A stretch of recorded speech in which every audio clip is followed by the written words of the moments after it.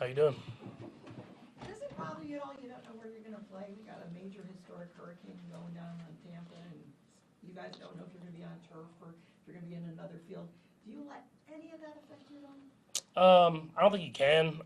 It's for us. It's a away game regardless. So you're going to be going somewhere to play. So you just kind of focus on the game plan and try to prepare yourself that way. And I mean, obviously, I want to send thoughts and prayers to everybody in the Florida area, and hopefully they got out of there. And if not, that they're bunkered down and safe.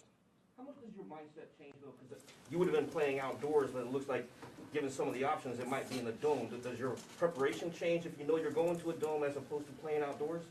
It doesn't for me. You have to go out there and execute the game plan. I mean, obviously, weather would be one thing that you could kind of think about and stuff like that. But I mean, it looks like if we are in Tampa, it's going to be sunny anyway. So I mean, it'd be just us going out there and playing the game, regardless if we're indoors or out. Last time you played Tampa, obviously it didn't turn out well. What have you seen this year with their team, their defense, that even against Green Bay last week, that is a big challenge for you this weekend?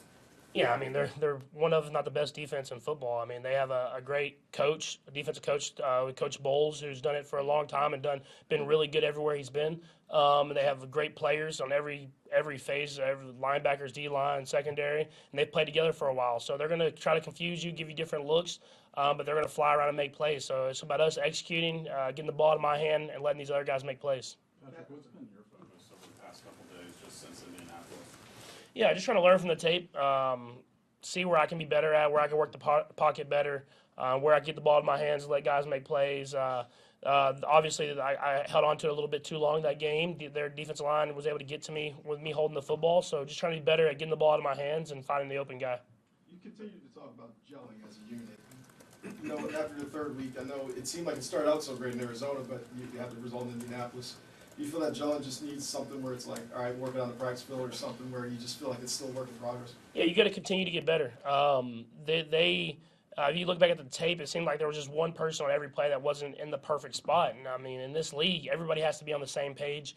I have to make the right reads whenever it's my job to make the read. The offensive line has to block as a unit. The receivers have to run routes off of each other. And I think if you can get that all together, that's when you can have those big days like we did the first week. And obviously, when you don't, you have weeks like we did this last week.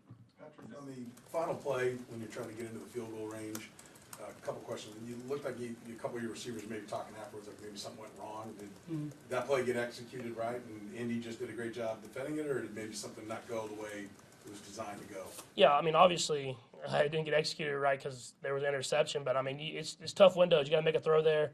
I try to find the best look guy and try to give him the ball, and so we can get down and get a timeout and get a chance for a field goal. And they made a good job of tipping the pass, and they got up there and made an interception. So it was obviously we didn't happen the way we wanted to, but we tried to give ourselves a chance to get that field goal. And I know you had the fake field goal, and you had a backup kicker in, and there's a lot going on. Is there, any thought when you're talking about going out there and you got a limited window that, like, if you get a shot, take it, because we're having some problems here on special teams today?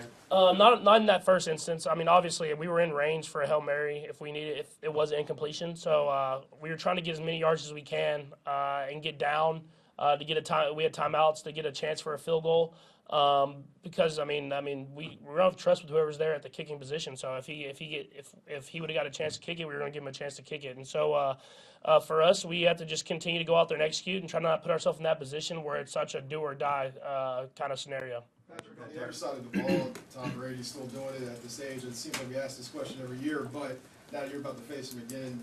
Just how much admiration do you have for him just going up against him and competing with him? Yeah, I mean, it's special to see the things that he's done in this league. I mean, the way he's able to change the position, the longevity of great success. I mean, that's the crazy part. I mean, if you look at his career, there's never been really a down year. He's always been great and had a great season and found ways to get even better.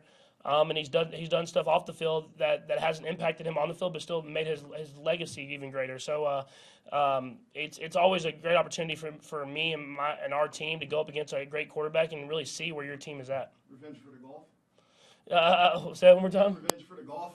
Oh yeah. He got me in the golf, man. But yeah, I mean it'll be a big game for us, and we've had a lot of games, and he's won kind of the bigger ones. So it'd be a big game for me to got to go up there and try to find a way to just win as a team. Patrick, you're a long way from 45 years old. But can you, from 27, can you imagine playing?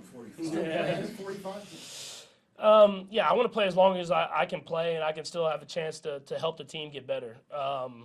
Obviously, it's hard to play that to you're 45 years old, and I don't want to be out there just hanging on. And I think you see what Tom is. He's still playing at a very high level, and I think that's why it's hard for him to kind of give it up. When you're playing at a high level, you don't want to leave it.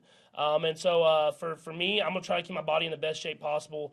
And as long as they let me play and I can play at a high level, I'll be out there. Patrick, Darren mentioned the Super Bowl. In that game, the offensive line was down to like backups of backups. Shaq Barrett said this morning that he doesn't see much difference. He still feels like they can dominate. How much more comfortable do you feel maybe behind this offensive line than maybe that one, which had a lot of backups? Yeah, man, I trust those 5 guys that we have out there. I feel like we have one of the best offensive lines in the league, and we'll go in there with that mindset. Patrick, Coach told us before you came up here that McCole has been dealing with the heel injury, and it's kind of somewhat limited him. What do you think you're missing without a healthy McCole Hardman over the past 3 weeks? Yeah, I think, obviously the speed. We have guys with speed, but, McCole has a different type of speed than most guys out there. And then someone that's been in the offense for a couple years, so those little nuances that these other guys are learning, he's kind of learned from watching and getting those reps. But at the same time, you got to just kind of get those other guys up to speed as quickly as possible. And hopefully McCole's heel gets better quickly, and we're able to utilize the special skill set that he has. Couple more guys. Seems like you guys are at your best when you're having fun, right? Like in the past, you had your core group that you knew was going to be there for you. When you look at where guys are at right now, how much time do you think it's going to take to get to that point? Yeah, I think we have everything we need right now. It's just about going out there and executing it. And you see it throughout practices, and you see it in games at certain points. But I think it's just me continue to build trust with those guys, continue to have confidence to step up and make that throw. And those guys are getting open, and they're making plays whenever their numbers are getting called. So I have to continue to just get better and better each and every week. Patrick, in the last couple of days, have you had to talk to Coach Bieniemy about that halftime thing? Do you need to? Is that something that has to be brought up? Yeah, we talk every day anyways. That's something we don't even really worry about, and we just continue on and move forward. I have a lot of trust in Coach Bieniemy. He's done a lot of great things for this organization and for this team, and he'll continue to push us forward to be even better. Clyde mentioned he's trying to earn your trust in the past games. How much of an asset can he be to you guys if you get him going?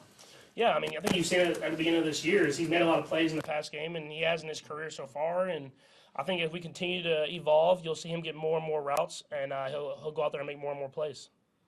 All right. Thanks, Patrick.